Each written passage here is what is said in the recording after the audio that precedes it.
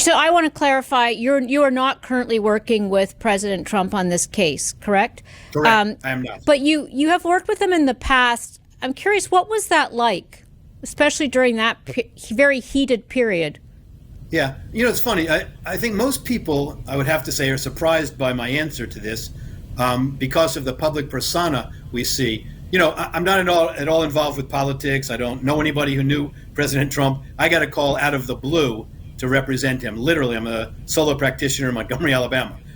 Every single dealing that I have had with President Trump, in every conversation, he's been as gracious as any client I think I've ever had. It's as if I'm doing him a huge favor in representing him.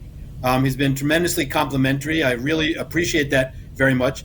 And I've never seen any other side of him, and I've talked to him many, many times. So the experience for me was a fascinating one.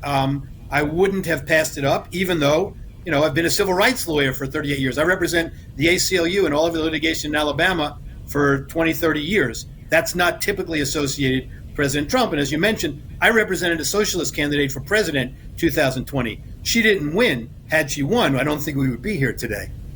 Well, let's get to the civil rights part of this. Do you feel that his civil rights are being impinged? It's an unusual case. He was president. He's now a presidential candidate. What do you make of that? I'll tell you why I think the civil rights angle is particularly relevant. One of the counts in this case charges him with conspiracy to violate, in the sense, the civil rights of Americans. That's Section 18 U.S.C. 241.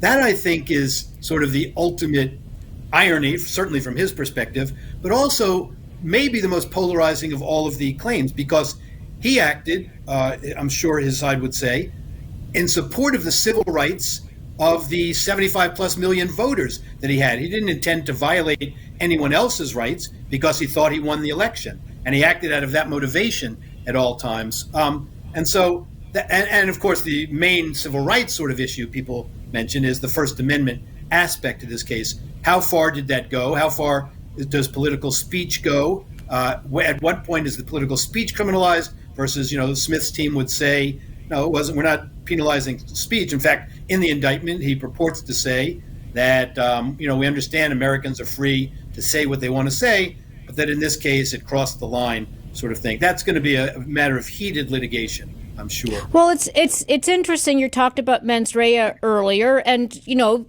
the legal structure we have, just because you wish something was true or you want something to be true.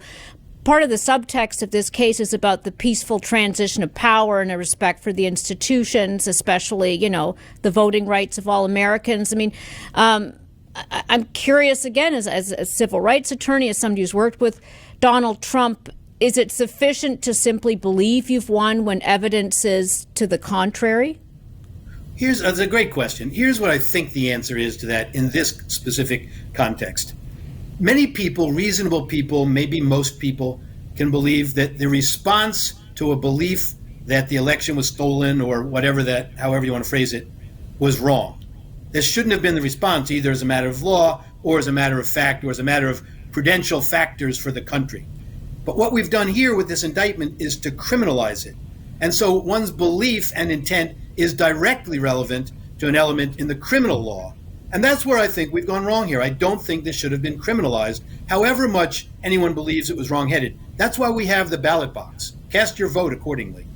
What about allegedly fomenting and encouraging essentially an attack on the Capitol? Is that captured in this indictment, do you think, or do you feel like they sidestepped that? Another great question. I do think it's captured in the indictment, and I think they sidestepped it. I think that, there's this whole squad of cheerleaders behind the scenes that writes these model prosecution memos for Lisa Monaco or Jack Smith, Lisa Monaco in the Justice Department also. Right. Jack Smith and so on. And they predicted that there would be a charge of insurrection in this case. I think many people thought you might see criminal insurrection or sedition or seditious conspiracy. That's absent from this indictment. I think, frankly, it was smart for Mr. Smith to leave it out of the indictment. I think it would have complicated the matter. I think it would have raised additional constitutional parameters. I think there would have been a claim, what's the status of his acquittal from the impeachment trial and so on, which may still be relevant in this case. But I said publicly on a show that I think he would rue the day if he charged insurrection in the case.